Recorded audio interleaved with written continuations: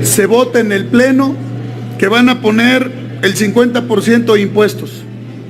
¿Se acuerdan ustedes que Moreira salió y en un video, que además se encargaron de viralizarlo de forma artificial, como lo hacen siempre, decían, va a haber un impuesto al ahorro y les van a robar? Sí.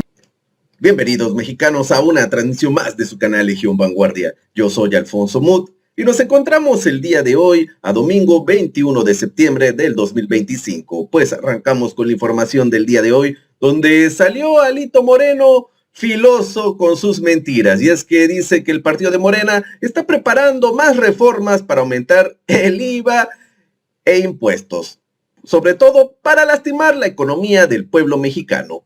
Pero el diputado Arturo Ávila le da con todo y le recordó que el aumento al IVA e impuestos elevadísimos fue gracias a las reformas del PRI, donde hasta el mismo PAN se sumó festejando como focas en celo, y así lo calla y lo sienta de nalgas, dejándolo en ridículo. No se lo pueden perder, mexicanos, y comenzamos.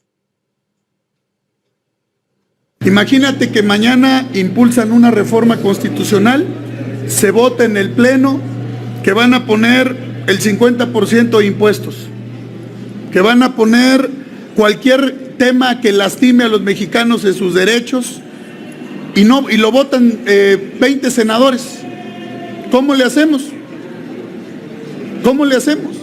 Porque esas iniciativas de reforma constitucional, cualquiera que fuera, va a tener impacto en todas las y los ciudadanos. Se están violando los derechos de juezas, jueces, magistradas, magistrados, trabajadores del Poder Judicial. Esa iniciativa de reforma viola los derechos, viola su trabajo, su experiencia, el tiempo, la formación, todo lo que han hecho en el Poder Judicial. Entonces, no podemos nosotros pasar por alto un tema de tal magnitud, porque es un tema de altísima responsabilidad. Pero mira, por ejemplo, ayer tuvimos una reunión importante con el secretario de Hacienda, la comisión, la mesa directiva de la Comisión de Presupuesto, justamente para poder plantearle estas cosas al secretario de Hacienda y a la subsecretaria y subsecretario que estaban ahí. ¿Sabes quiénes son los que no asistieron? Y sin ningún motivo, ni siquiera cancelaron, simplemente no se presentaron. Los integrantes de Acción Nacional. El PAN no estuvo presente en la reunión. Y estos son justo los temas que teníamos que tocar ahí, porque es muy importante que todos legisladores de todas las fuerzas políticas tengamos los elementos para discutir, como lo estamos haciendo en esta mesa, por qué sí o por qué no recaudatorio, porque es un tema de salud, y pues sí es de llamar la atención, pues no de llamar la atención, porque la verdad es que así de chiquita es la oposición, que no asistieran a estos espacios que una y otra vez han solicitado ellos mismos, diciendo que no hay apertura en el gobierno, que no se les escucha, que no hay consenso, y cuando hay estas mesas no consensos, para debatir con el propio gobierno de México, pues no asisten. Entonces, pero siempre han sido lobbying de las refresqueras, ¿eh? También, la verdad. También. Mira, yo me acuerdo en lo del etiquetado, ¿no? O sea, cuando se dio todo el asunto del etiquetado, que hoy pues ya normalizamos, ¿no? Pero que es importante ver, oye, exceso de sodio, etcétera, etcétera. Pues, si los panistas fueron los primeros que pusieron el grito en el cielo, o sea, imagínate, igualmente era una medida ya aprobada en otros países para poder desincentivar el consumo de, pues digamos, de todos aquellos productos que traen exceso en diferentes cosas, ¿no? Nada más me parece que sí muestra a un partido de Acción Nacional que no tiene argumentos, que no tiene datos, no asistir a una reunión en donde se podrían plantear todo lo que están diciendo ya fuera en los medios tradicionales que le hacen el juego además a la oposición. ¿Se acuerdan ustedes que Moreira salió y en un video, que además se encargaron de viralizarlo de forma artificial, como lo hacen siempre, decía, va a haber un impuesto al ahorro y les van a robar, van a robar sus ahorros, ¿no? O sea, y entonces estos cuates empezaron a construir esta narrativa, y lo que dice la ley es, uno, dejarlo muy claro, no hay aumento a ningún impuesto, no se crea ningún impuesto, ¿no?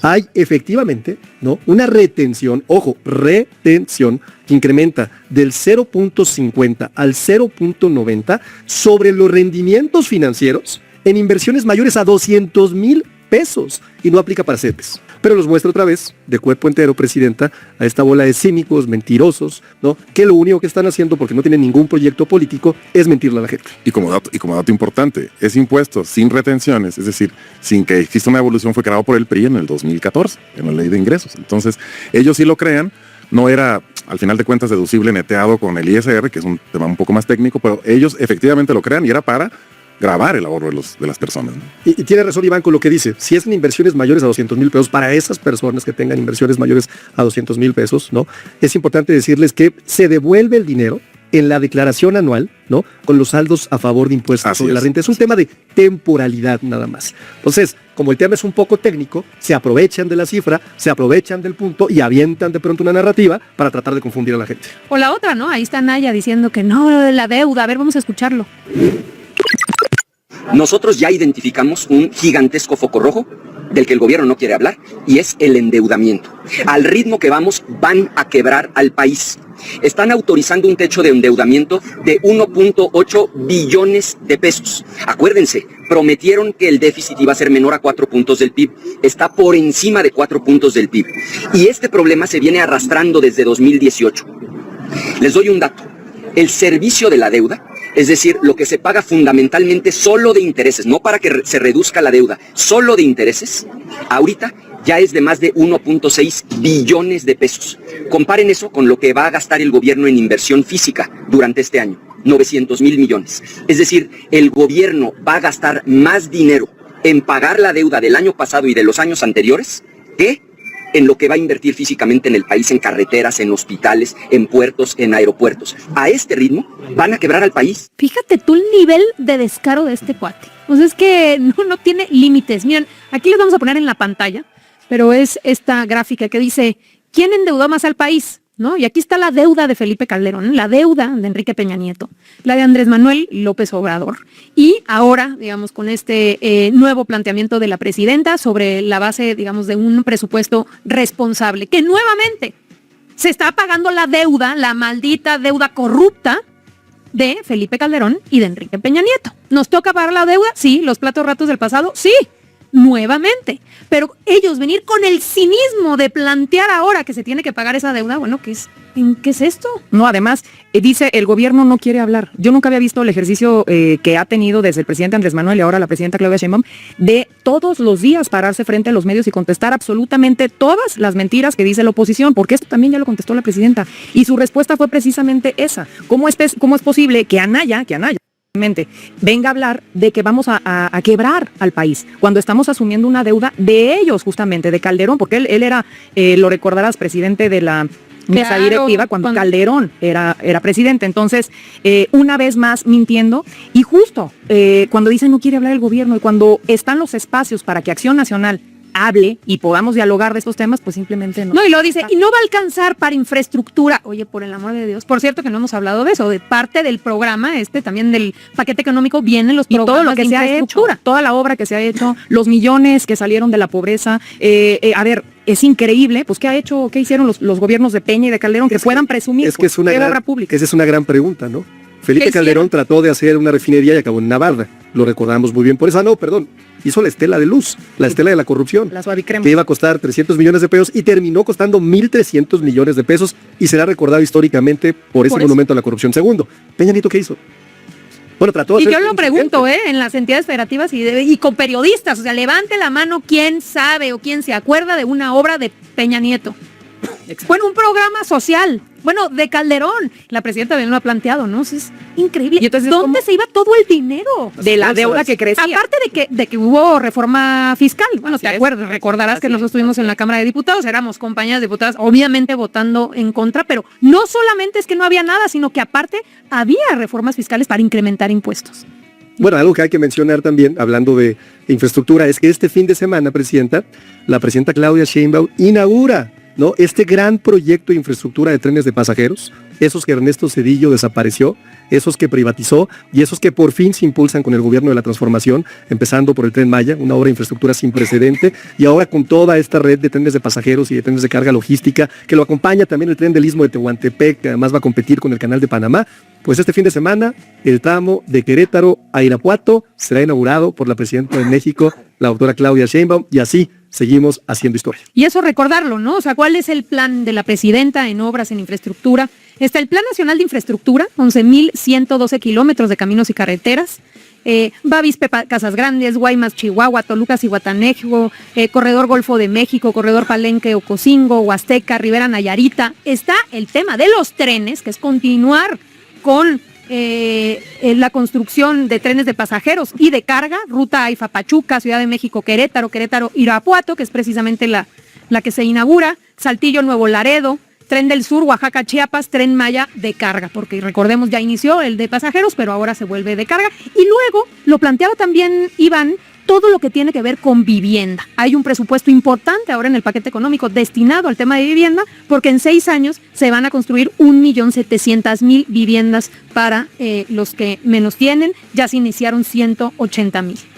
Pero además con un tema que resulta bien importante en la vivienda, ¿no? Cambia el esquema de antes en donde hacían vivienda de 30 metros, que era ridículo. Sin servicios. Y que las hacían además lejos de la zona de trabajo. Hoy la presidenta ha priorizado que la vivienda se haga cerca de la zona de trabajo y eso viene a cambiar dramáticamente el tema de la vivienda, y la proyección es histórica también, ¿no? Con 15 polos de bienestar, ¿no? Que se plantean construir 300 parques industriales, justo como lo dices, integrales, ¿no? No puedes tener un polo de crecimiento si no tienes empresas, fábrica, industria, pero tampoco lo puedes tener si no tienes vivienda para los trabajadores y servicios no para las personas y para las viviendas, ¿no? Y que la meta es un polo de bienestar en cada estado, que eso es bien importante, porque ahí sí, pues le das incentivas a todas las regiones. Desarrollo regional, tal cual. Y el paquete económico contiene un presupuesto bien importante de incentivos para las empresas que van a participar en el Plan México, en los polos de bienestar, que van a incentivar la capacitación y tienen incentivos también en impuesto sobre la renta. Me parece que está clarísimo el principio de prosperidad compartida. Por eso los empresarios hoy también están con el gobierno de la transformación. Pues bueno, mexicanos, ahí pudieron escuchar cómo los invitados en La Moreniza, este podcast que tiene el partido de Morena, con invitados especiales, y esta vez le tocó al diputado Arturo Ávila, y los invito a que lo vean. Es una vez a la semana, a veces 2 veces a la semana, pero cada capítulo informan sobre cómo la presidenta de México está trabajando para el pueblo mexicano. Y también, sobre todo, desmienten a la basura de la oposición, como lo está haciendo Alito Moreno, donde cree que todo está desgraciado, que ya somos Venezuela. No deja de mentir el pobre Alito Moreno. Y con todos sus secuaces, mientras queda solamente en ridículo. Eso es todo por hoy. Si les gustó mi video, por favor apoyarme con un super like, compartirlo para que llegue a mucho más mexicanos. Y si no están suscritos a su canal Legión Vanguardia, pica la campanita para que les llegue una notificación de YouTube donde subimos nuevos videos todos los días. Adiós.